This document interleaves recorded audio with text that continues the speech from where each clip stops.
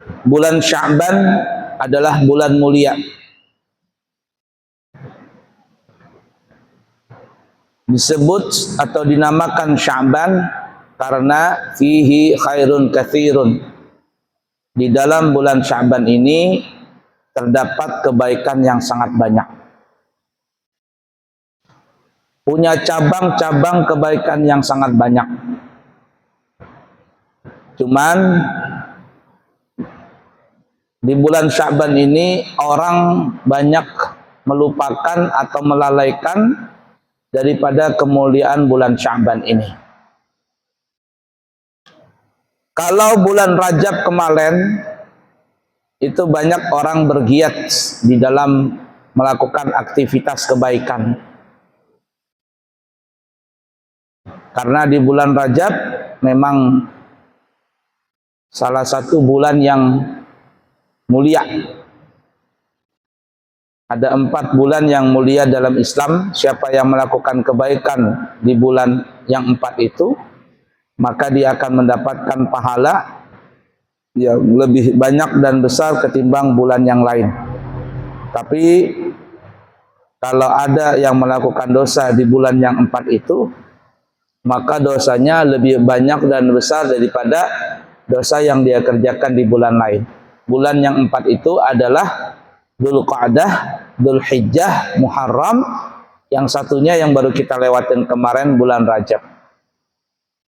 Nah, banyak orang berlomba-lomba melakukan kebaikan di bulan Rajab. Sampai umrah di bulan Rajab itu luar biasa ya. Februari kemarin kita mendengar kabar di mana-mana, Masya Allah. Kredit hotel penuh semua, di Mekah penuh, di Madinah penuh.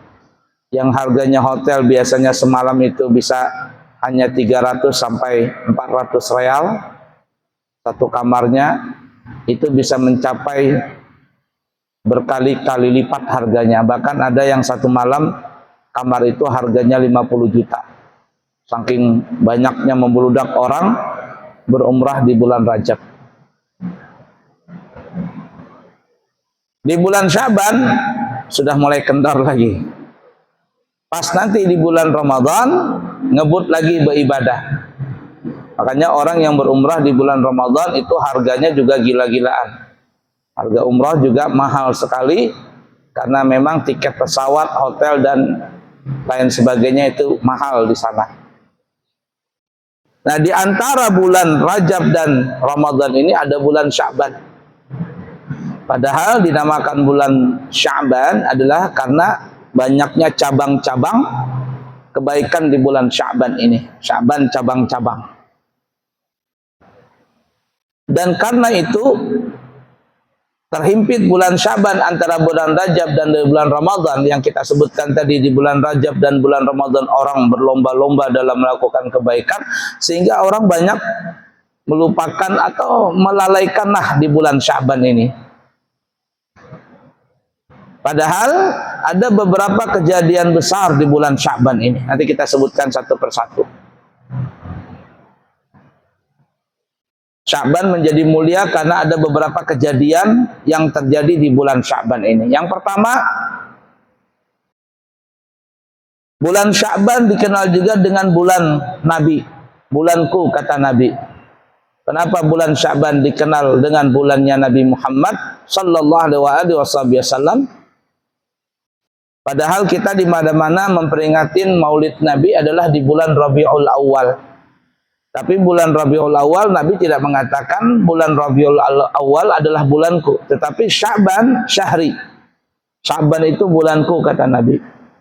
Apa sebabnya? Karena kata ulama, ayat yang berkaitan tentang salawat dalam suratul Ahzab, innallaha wa malaikatahu yusalluna 'alan nabi ya ayyuhalladzina amanu sallu 'alaihi wa sallimu taslima. Sesungguhnya Allah dan malaikat-malaikat Allah selalu bersalawat kepada Nabi Muhammad.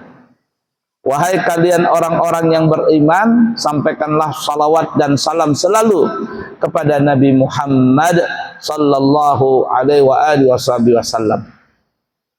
Ayat tentang salawat ini turun di bulan Sya'ban. Oleh karena itu kata ulama, bulan Sya'ban dianjurkan kita untuk memperbanyak membaca salawat. Kalau bulan Rajab kemarin adalah bulannya Allah, disuruh kita banyak membaca istighfar. Bulan Sya'ban bulannya Nabi, karena ayat salawat turun di bulan Sya'ban, disuruh memperbanyak salawat.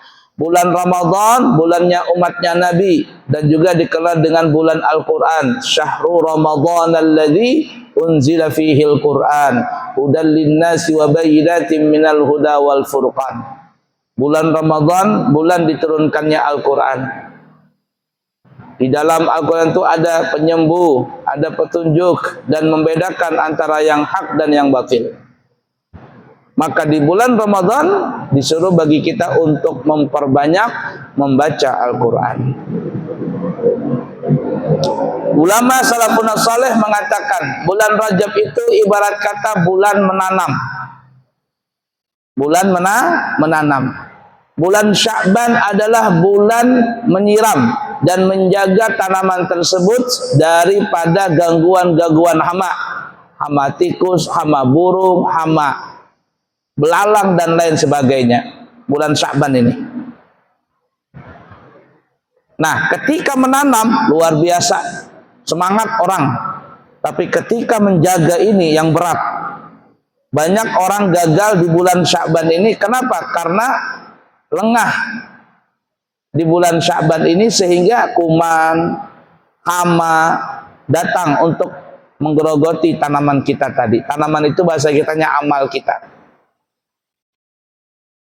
Nah, tapi kalau kita bisa menjaga bulan Sya'ban ini, menjaga tanaman kita, yakni amal kita, dari hama tikus, dari hama burung, dari hama belalang, dari hama kutu-kutu, dan sebagainya. Artinya kita jaga amal ibadah kita di bulan Sya'ban ini konsisten terus beribadah dan menjaga daripada perusak-perusak amal ibadah kita.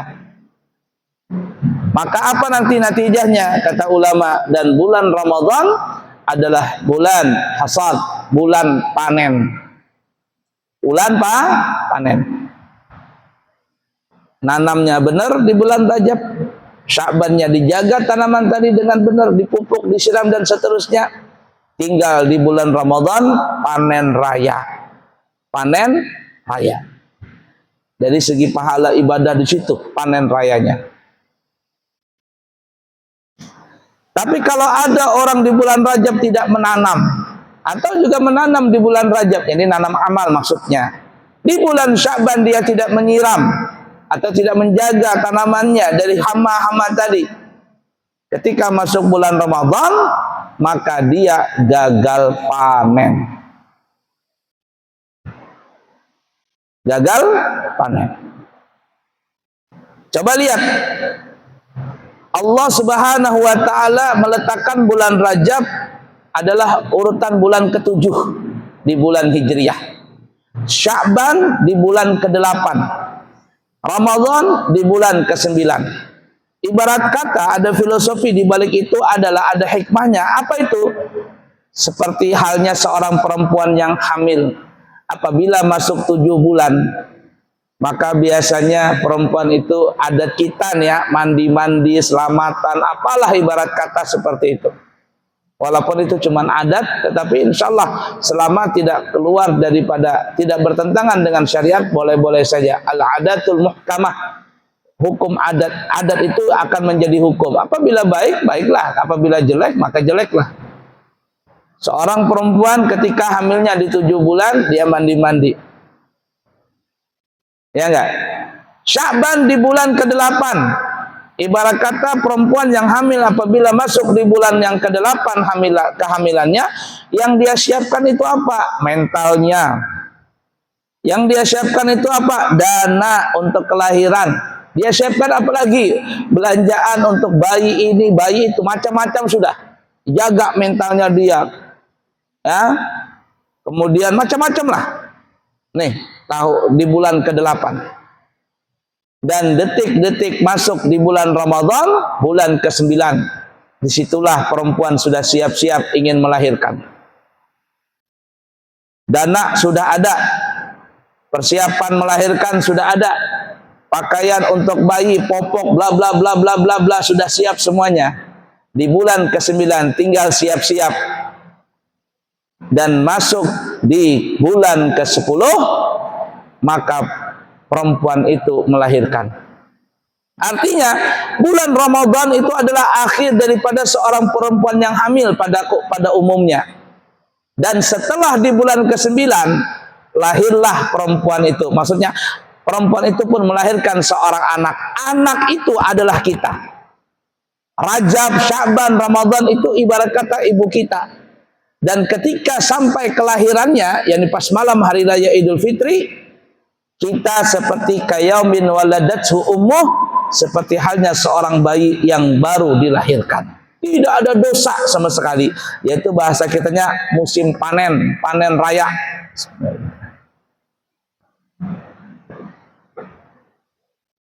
Tinggal senangnya aja.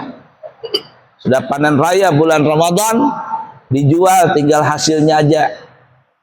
Menikmati hasil daripada tanaman tadi.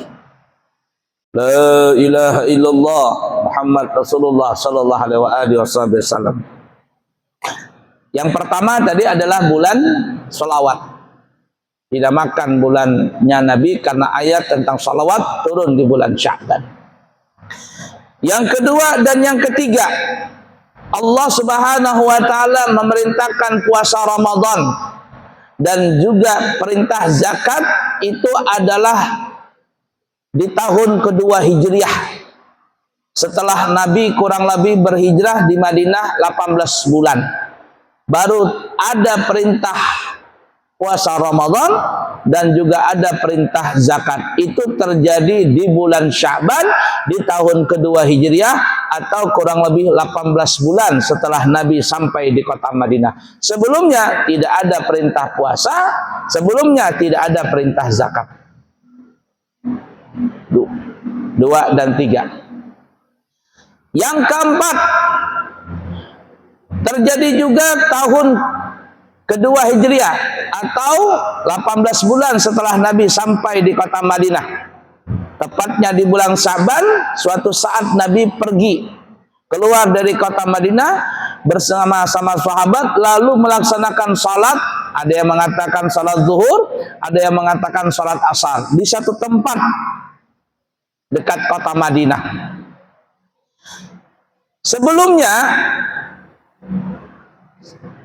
Sebelum kejadian itu, dari saat Nabi mendapatkan perintah salat di malam Isra dan Mi'raj,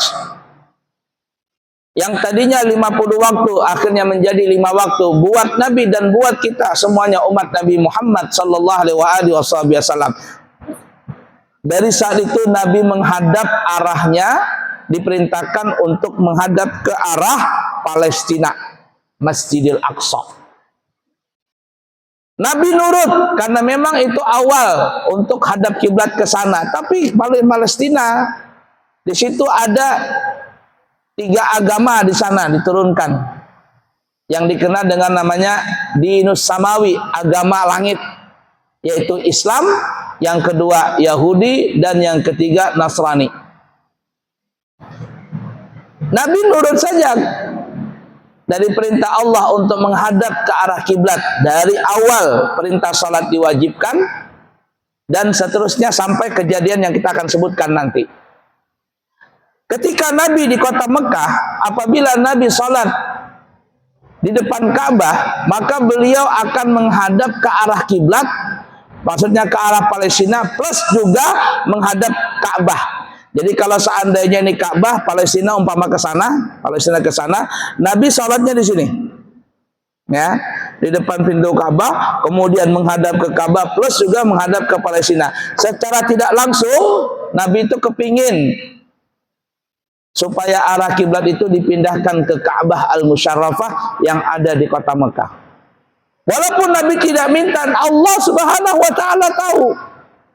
Oh, hambaku ini kepingin nih arah kiblat dipindahin ke Ka'bah. Tapi Allah belum ngabulin. Sampai di 18 bulan ketika Nabi sudah sampai di kota Madinah, Ya, tepatnya di bulan Sya'ban 2 tahun kedua Hijriah, Nabi dengan sahabat berjalan keluar dari kota Madinah sampai di satu tempat yang tadi kita sebutkan. Mereka semuanya melaksanakan, ada yang mengatakan sholat zuhur, ada yang mengatakan sholat asar. Dapat 2 rakaat, maka Allah Subhanahu wa taala menurunkan ayat tentang perpindahan arah kiblat.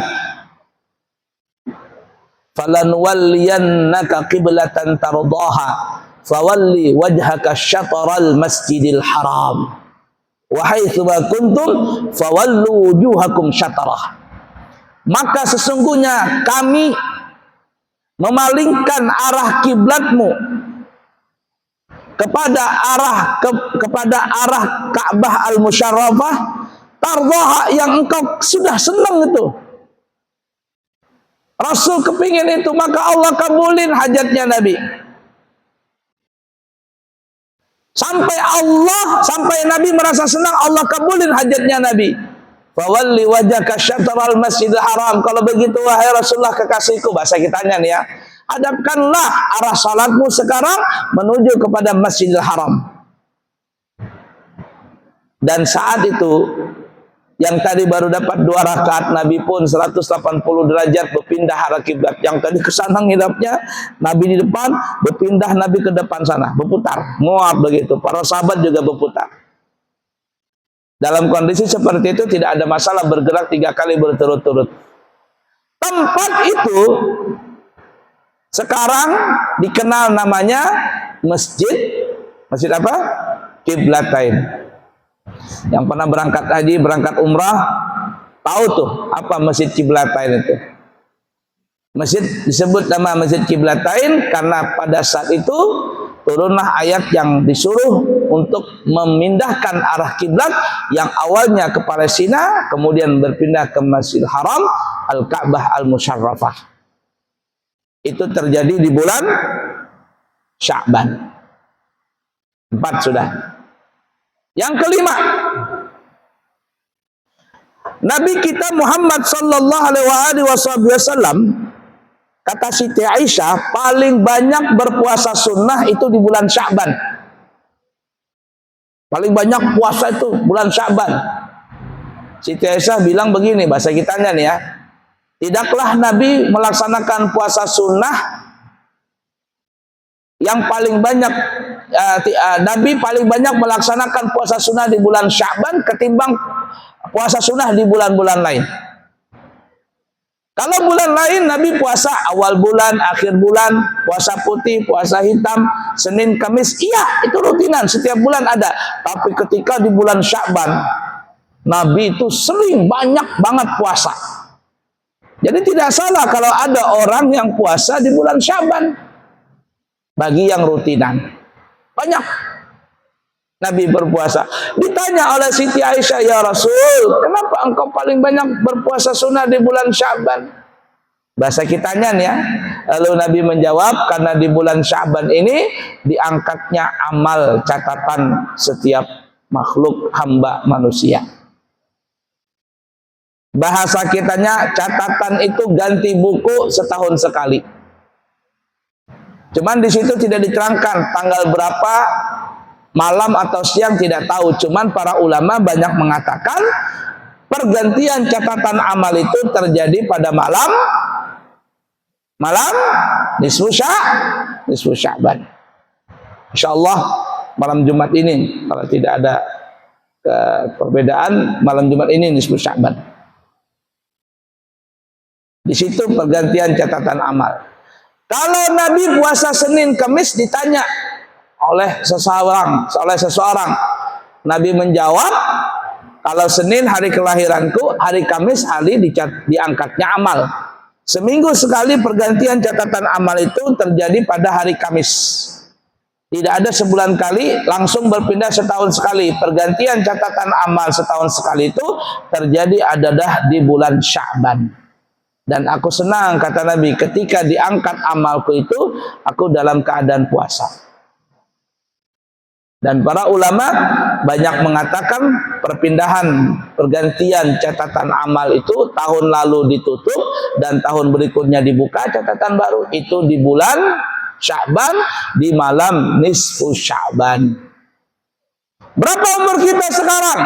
50? 60? 70? Anggaplah umpama 60 tahun umurnya seseorang. Dipotong masa balik, anggaplah waktu balik dia 15 tahun.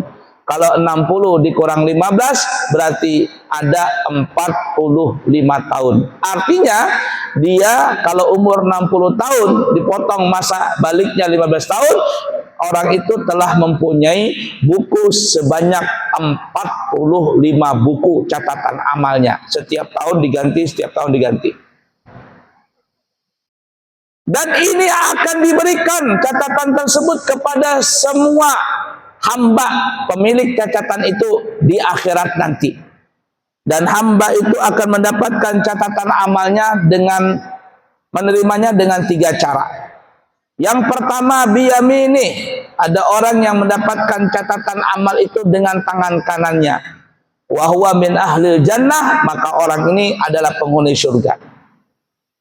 Yang kedua, bisimali, ada orang yang menerima catatan amal itu dengan tangan kirinya.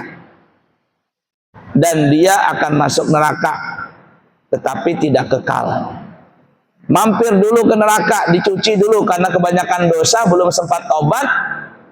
Pas meninggal belum sempat tobat, masuk neraka dulu. Kalau sudah habis masa tahanannya, keluarlah dia dari neraka, jadilah dia residivis, masuk ke dalam surga. Yang ketiga, ada orang yang mendapatkan catatan amalnya min wara'i dhahri, dari tangan kirinya, dengan tangan kirinya, dan dari belakang. Ada yang mengatakan Allah ciptakan dia punya kuku panjang. Kukunya ini terbuat dari besi tembaga, merah membara karena dibakar. Dan itu mungkin kejadiannya nanti lebih dahsyat daripada yang kita ceritakan sekarang. Lalu orang ini pun memblender dia punya dada. Trot! Dia blender itu dengan kukunya tadi. Trot! Sampai akhirnya tembus tangan tadi min wara'i dhari, punggung belakangnya. Setelah tembus baru diberikan catatan amal tadi. Maka orang-orang yang seperti ini yadkhulunan nar abada.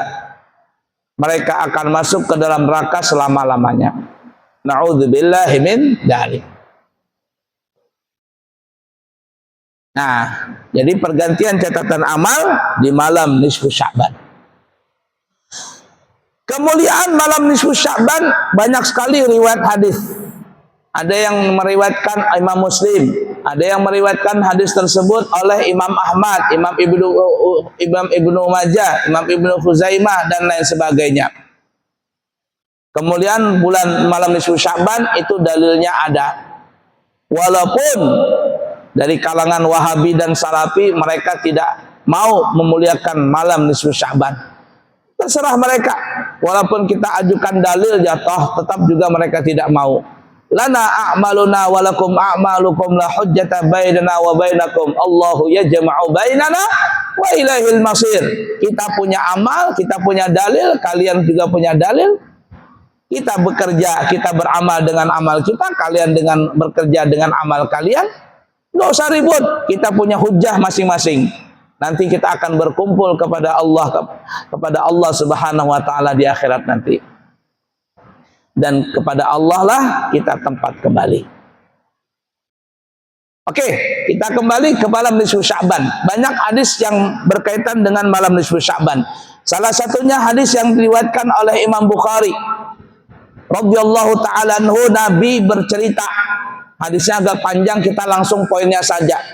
Kata Nabi, Jibril datang malam nisfu Sya'ban pada aku sedang tidur, bahasa kitanya. Lalu Jibril pun membangunkanku, ya Muhammad, gum wa salli warfa' ra'saka wa yadaika ila sama.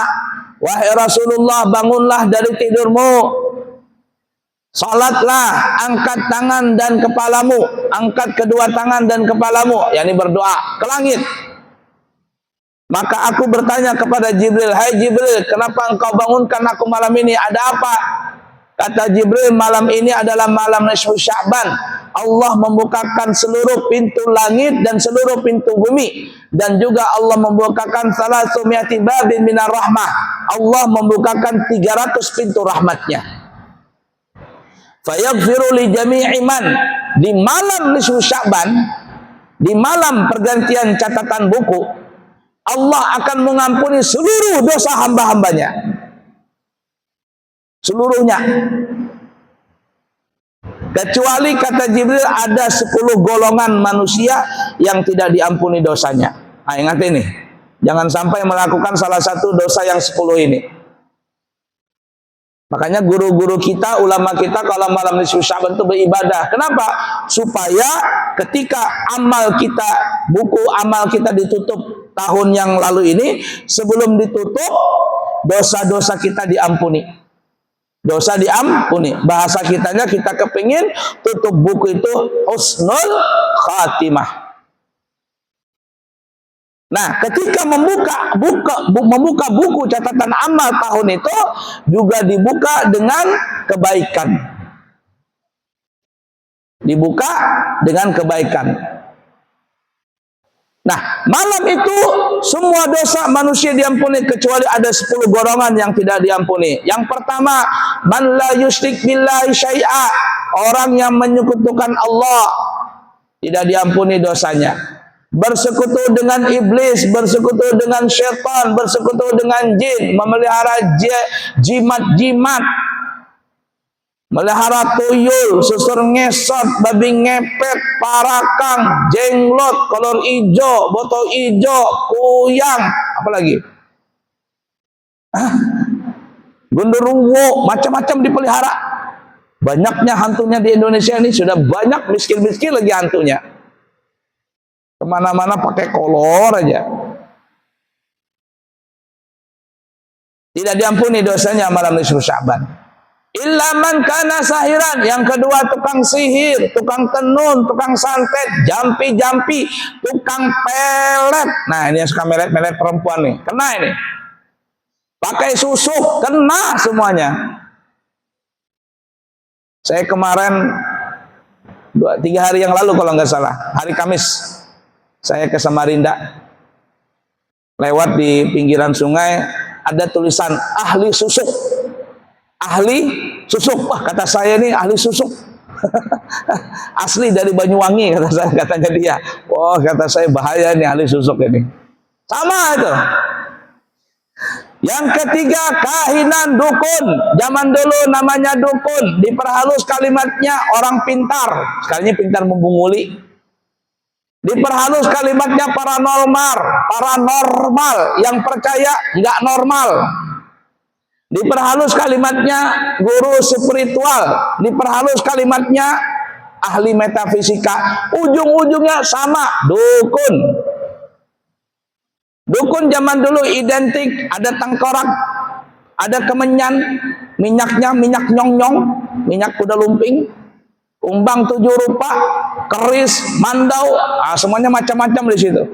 Dukun sekarang nggak seperti itu, pakai dasi, ganteng, rambutnya licin, cakep. Bahkan ada dukun berkedok kiai, bolangnya gede, pakai jubah, pakai tasbihnya gede-gede kayak telur puyuh. Ternyata pemburu hantu.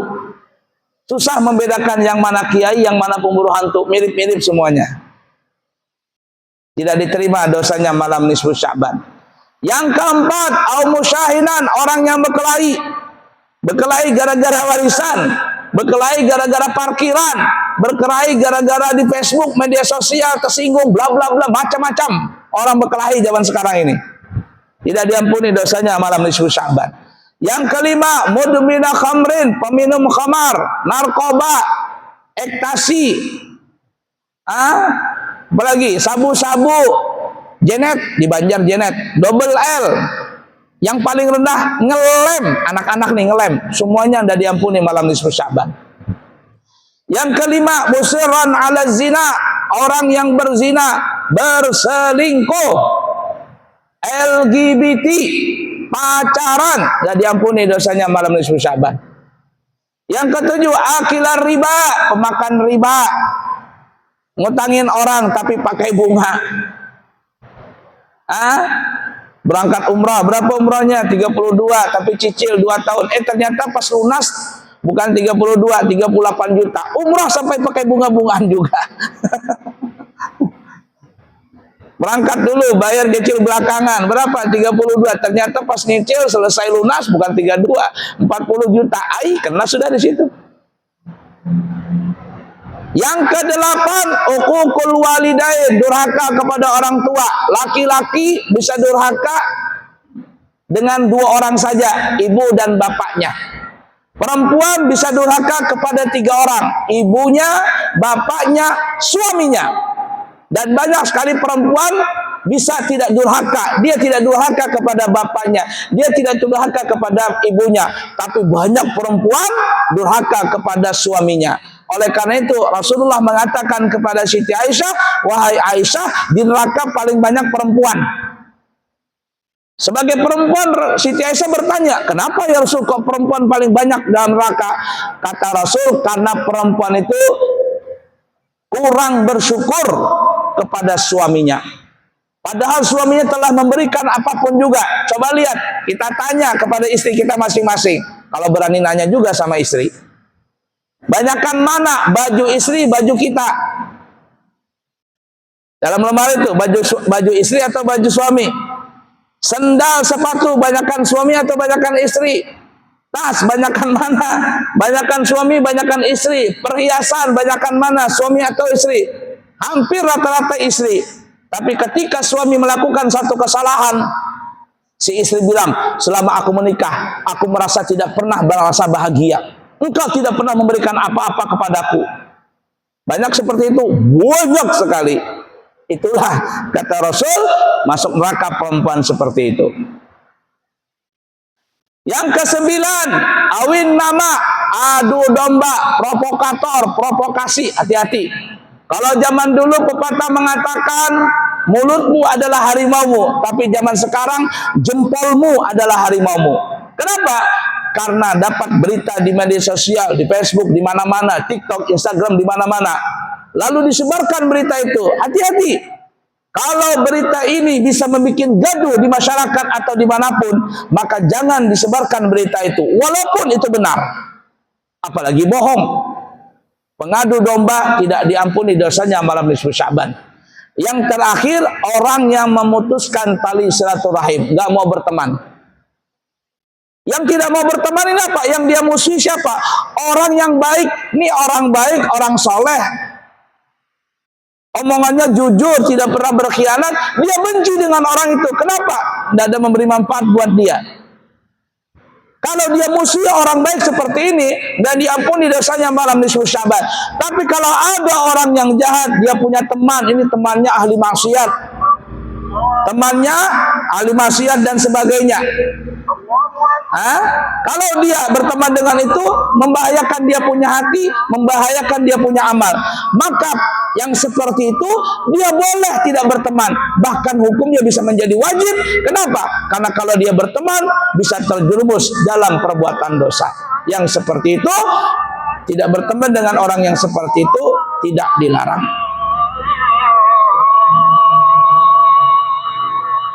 Baiklah Bapak Ibu, itulah kemuliaan-kemuliaan di bulan Sya'ban. Insyaallah nanti kita sambung lagi di kesempatan yang akan datang. Subhanakallahumma wa bihamdika asyhadu an la ilaha illa anta astaghfiruka wa atubu ilaik. Wa akhiru kalam, wassalamu alaikum warahmatullahi wabarakatuh.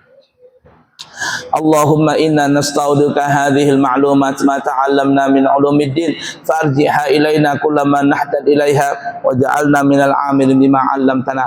Allahumma barik lana fi syahri Sya'ban wa ballighna syahra Ramadan wa a'inna 'alal qiyam wassiyam wa tilawatil Qur'an. Wassallallahu ala sayyidina Muhammadin wa ala alihi washabihi wasallam walhamdulillahi rabbil alamin. Taqabbalallahu minkum.